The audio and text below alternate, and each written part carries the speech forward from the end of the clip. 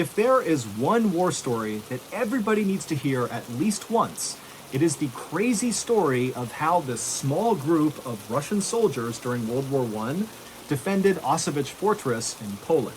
It is both absolutely horrific and utterly inspiring, and I guarantee you it's nothing like any other war story you've ever heard. But before we get into that story, if you're a fan of the strange, dark, and mysterious delivered in story format, then you've come to the right place because that's all we do, and we upload once a week. So, if that's of interest to you, please sneak into the like button's house, take all their fresh eggs out of the fridge, hard boil them, and then put them back. Also, please subscribe to our channel and turn on all notifications so you don't miss any of our weekly uploads. Okay, let's get into today's story.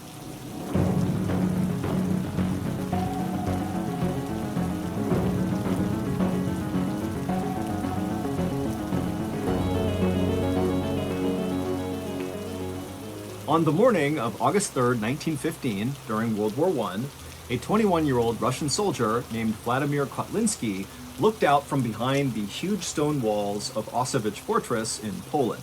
Out in front of him, he saw the same landscape he had been looking at for the last 6 months that he had been stationed at this fortress. It was a big, swampy forest that surrounded them on all sides. Additionally, in this swampy forest around them on all sides were dozens and dozens of trenches. Trenches are long, deep pits that soldiers will dig to both hide inside of when they're being attacked, and then also to launch their own attacks out of from behind their dirt walls. And these trenches that zigged and zagged all around Auschwitz Fortress were created by and now occupied by 7,000 German soldiers. And during World War I, the Russians were fighting the Germans. The Germans really wanted to take Auschwitz Fortress from the Russians. It was in a great strategic position with a railway passing right through it. There was also a river nearby and a main road, meaning whoever owned this fortress was greatly aided in moving critical wartime supplies and troops in a very hotly contested area. But despite the repeated attempts by these 7,000 Germans to take over Auschwitz Fortress over the past 6 months, they had all been repelled by Vladimir and the puny 900-man Russian force inside of the fortress. And so, by that morning, August 3rd, 1915, as Vladimir is looking out from the battlements over the trenches in the marsh down below, it was like both the Russians and the Germans had reached a sort of stalemate, where neither side was trying to attack the other, and neither side was leaving. They were just kind of staying put and doing nothing. In fact, over the last few weeks, there had been so little action from either side that the Russian soldiers inside the fortress got so bored, they began sneaking out the side door of the fortress to try to catch fish with their bare hands in the nearby river. But this morning, as Vladimir stood atop the wall, he noticed something strange happening in one of the trenches that was located closest to the fortress. It was still several hundred feet away, but he could see clearly down into this trench. And what he saw was there was this cluster of high-ranking German officers that were kind of huddled together, and they kept looking down at the ground at something inside of the trench that Vladimir couldn't see, and then they would look up at the sky and kind of wave their hands around, and then they'd look back down at the ground below them. Now, Vladimir had no idea what they were doing. I mean, again, he could not see what they were looking at in the trench, and when he looked up into the sky where they seemed to be looking, it just looked like a regular blue sky. But whatever they were doing, it was making Vladimir feel nervous. Vladimir was a young junior officer, which meant he was in charge of other soldiers, but because he was so new, he lacked experience and credibility, and so really wasn't considered a serious leader within the army. And so Vladimir, as he's watching this strange behavior, was concerned that if he left now and told his superiors that he was worried about the Germans because they were looking at the sky funny and looking at the ground funny, that it would make him look like he was being paranoid and not a good leader. And so ultimately, Vladimir just looked at this cluster inside of the trench and decided, you know what, they're not shooting at us, there's no attack happening, so whatever they're doing, it can't be that big of a deal, and lately, no one's done anything, so why would that change now? And so Vladimir left the walls of Auschwitz Fortress and went down below to hang out with his friends. 3 days later, at 4 in the morning, the Russian soldiers who were up along the Auschwitz Fortress walls keeping watch that night noticed something strange out in the darkness near where the Germans were. When they looked out, they saw that the dark night air almost looked kind of blurry or wavy, kind of like if you were looking at air coming off of hot pavement on a sunny day, it would look kind of blurry. That's what the night sky looked like to them. But of course, it couldn't be because of heat and sun, because it's the morning, it's cold, it's dark outside. And so as these Russians are looking out, not sure what to make of this blurry air, they began calling up more Russians to go have a look and figure out what this was. And over the next couple of minutes, as the Russians looked out from behind the walls at this air, they realized what it was. It was this huge grayish-green cloud that was as wide as the fortress was, and the wind was blowing it in their direction. Now, the Russian soldiers had no idea what this was, and so they just kind of stood there watching it in stunned silence. And as they watched, they saw as the cloud would touch any vegetation like leaves on trees or the high grass in the marsh, it would all turn black and shrivel up. And then the soldiers began hearing a soft thump, thump, thump, thump, thump, thump, thump out in the darkness. And it was the sound of birds dying and falling to the ground that were inside of this cloud. At this point, the Russians began to panic, and they began to run to sound the alarm to get the other soldiers up to prepare for an attack. But as they did, they began to smell this very harsh chemical smell coming into the fortress, and then before long, all the Russians could hear was the sound of their comrades coughing. It would turn out that strange behavior that Vladimir saw 3 days earlier of the German officers huddled together looking at the sky and then looking down at the ground and then back at the sky again, what they were doing was preparing for a chemical attack on Auschwitz Fortress. On the ground, out of sight of Vladimir, were canisters containing the poisonous gas, and when the officers would look up and put their hands up, they were gauging if the wind was strong enough and in the right direction to launch the attack.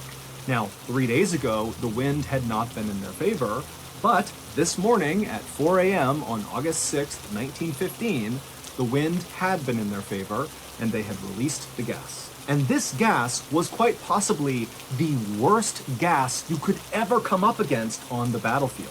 It was a combination of chlorine gas and bromine gas. On their own, chlorine and bromine are very toxic and can kill you. But when you mix those two gases, it becomes exponentially more dangerous. The gas mixture binds to moisture and then turns the moisture into hydrochloric acid. Meaning, if a person who did not have a gas mask on came in contact with this poisonous gas, when they inhaled it, it would literally fill their lungs with acid, which would dissolve them from the inside out.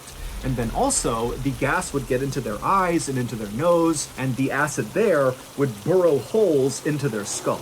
And once you come in contact with this gas, there's nothing anybody can do to save you. You're gonna die, except it's gonna take a really, really long time. You don't just immediately dissolve. It's this long, drawn-out, excruciatingly painful process. By this point in World War I, chemical warfare was really not being used by anybody, and so as a result, the Russian army did not outfit their soldiers with gas masks. The German army did, and they knew the Russian army did not. So, as this horrific poisonous gas began permeating every square inch of Auschwitz Fortress, all of these Russian soldiers had nothing they could do to protect themselves from this gas. And so right away, soldiers began bleeding from their eyes and their mouths and their ears, and they literally began coughing up chunks of their lung. And so very quickly, the Russians inside the fortress understood they were being poisoned. And so the soldiers that were not as affected, at least not right away, by this gas, quickly began ripping off their shirts, dunking them in water, and wrapping them around their heads to try to limit how much they breathed in of this chemical. But it really didn't do much to stop the chemical. In fact, these makeshift gas masks might have made it worse because the gas would have bound to the moisture on the shirt. And so the Russians were totally doomed. They were surrounded on all sides outside the walls by their enemy, and then inside the fortress was this gas, and there was no ventilation in the fortress, and so there was nowhere to go. They couldn't escape death no matter where they went. And so Vladimir, he was one of the guys that was still on his feet inside of the fortress, and he stumbled over to this narrow window on the side of the fortress walls, and he looked out and he saw all these Germans running towards them, firing their machine guns, artillery's being fired. I mean, he knows they are moments away from the Germans reaching the fortress door, coming inside, and killing every last one of them. But Vladimir's reaction to this was not being scared or being sad. Instead, he suddenly felt incredibly motivated.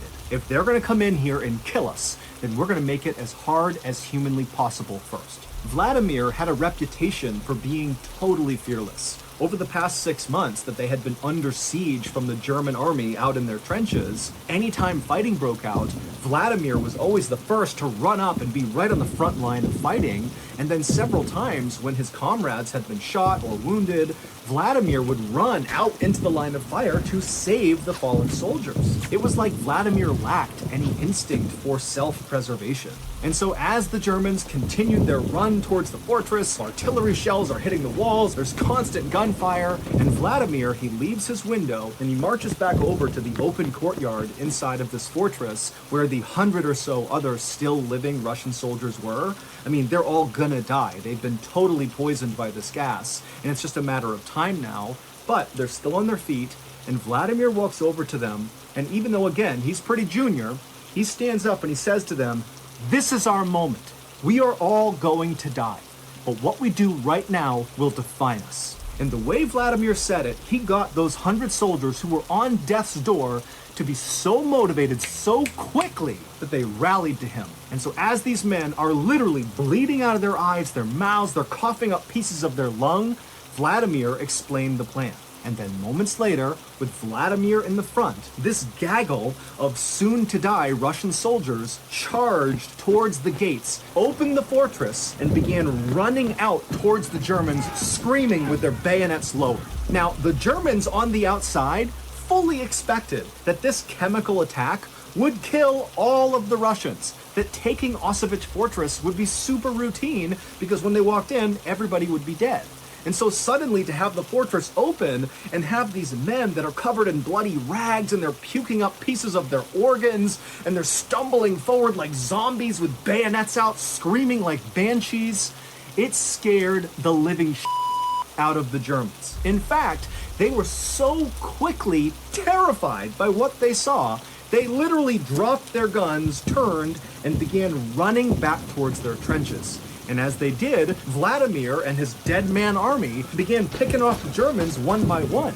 And then after Vladimir and the dead man army ran out of ammunition, they just continued staggering forward directly into the thousands of Germans in front of them and began picking up dead German weapons and firing them. And then when they got up to the trenches, where these retreating Germans had been so scared they had run into their own barbed wire, and so there's all these retreating Germans stuck on the barbed wire, the Russians just began bayoneting all these men that were stuck. And so at some point, as Vladimir is doing this, a German soldier ran up to him and bayoneted Vladimir right in the stomach. He ran him all the way through until the barrel of the gun was right up against his stomach.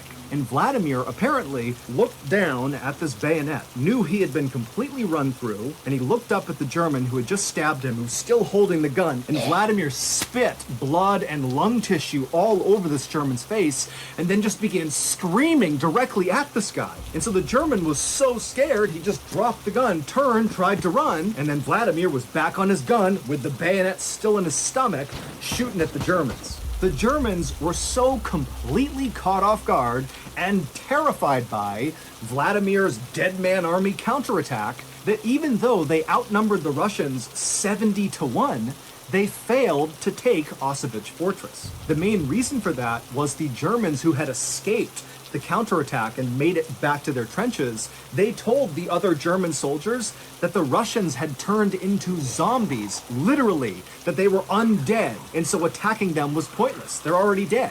And the Germans were so scared, they refused to leave their trenches again. Once the Russians could tell they had successfully forced a retreat by the German army, Vladimir, who was still alive at this point with a gun still stuck in his gut from the bayonet, he called out to the rest of his soldiers to retreat back to the fortress.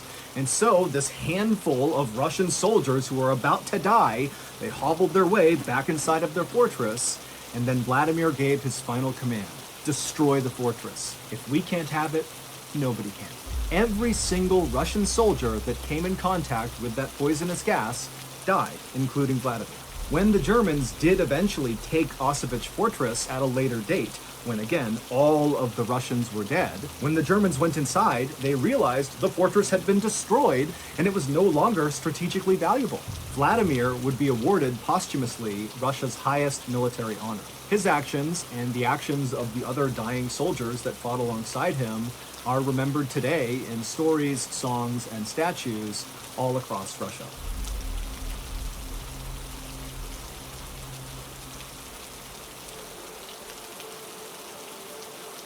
$250,000. That's how much you all contributed to Dave Hartsock's GoFundMe page after we covered his story on our YouTube channel. Dave is the heroic skydiver who sacrificed his body to save his student. Now, because of that, Dave is totally paralyzed and fully dependent on his mother to take care of him. I spoke to Dave after all this money came in, and to say he's happy is such an understatement. I mean, this literally changed his life. And it's because of you. But as awesome as that is, our work is not done. There are other very deserving people that really could use our help. And one group in particular that really needs attention are the victims of violent crime as well as their families. And that is where the Mr. Ballin Foundation comes into play. Within days of the Uvalde Elementary School shooting, the Mr. Ballin Foundation sent $150,000 to support victims and their families. And going forward, we will continue to support them as long as they need support. This year, in addition to all the donations we expect to receive, our company, Ballin Studios, which is a separate entity, is going to be giving $1 million to the Mr. Ballin Foundation, and all of it will go to the cause. We are not taking any money for profit in Mr. Ballin Foundation. Truly, 100% of donations that go into that foundation go to the cause. And if you don't know this, that is very rare for most charities. Usually you gotta pull money to pay for the organization, not for us. It is 100%. You give money to the Mr. Ballin Foundation, it goes right out the door to victims of violent crime and their families. So if you want to join forces with me and the Mr. Ballin Foundation and genuinely make a difference in the lives of people that so desperately need our help, go to mrballin.foundation and click on Get Involved at the top of the page. Once there, consider becoming a monthly donor to the Honor Them Society. These supporters not only contribute to the cause, but also they get free gifts and exclusive invites to special live events. Again, go to mrballin.foundation and click on Get Involved to see how you can partner up with me and the Mr. Ballin Foundation.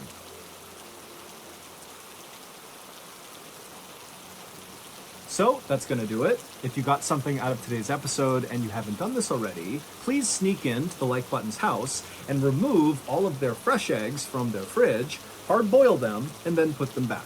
Also, please subscribe to our channel and turn on all notifications so you don't miss any of our weekly uploads. We have a podcast called the Mr. Ballin Podcast that puts out brand new podcast exclusive stories on Monday mornings, and on Thursday mornings we upload the remastered audio of our best YouTube videos. Again, the podcast is just called the Mr. Ballin Podcast, and it's available exclusively on Amazon Music. Consider donating to our charity. It's called the Mr. Ballin Foundation, and it provides support to victims of violent crime as well as their families. Monthly donors to the Mr. Ballin Foundation Honor Them Society will receive free gifts and exclusive invites to special live events. Go to mrballin.foundation and click on Get Involved to join the Honor Them Society today. We have 2 additional YouTube channels, Mr. Ballin Shorts and Mr. Ballin en Espanol. We also put out near daily content on TikTok, Facebook, and Snapchat. All of those channels are just called Mr. Ballin. If you want to get in touch with me, please follow me on any major social media platform and then send me a direct message. My username is just @Mr. Ballin, and I really do read the majority of my DMs. To check out our merch, to join our Discord server, or just see what things are going on within our studio, go to our brand new website, fallenstudios.com. So, whether I see you on Instagram, Twitter, TikTok, Reddit, YouTube, Facebook, other YouTube channels, the podcast, wherever, just know that I really appreciate your support. And until next time, that's going to do it. See ya.